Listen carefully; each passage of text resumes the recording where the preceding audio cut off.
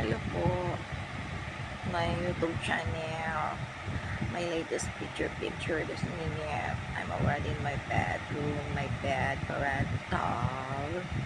Ready to sleep. All the cotton na si tulog. Galing sa sofa ko.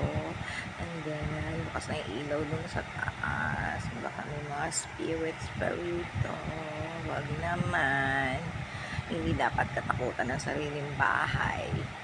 Kasi bahay mo yan eh. Unlike sa ibang bahay. Pwedeng matakot. Lalo ng puto.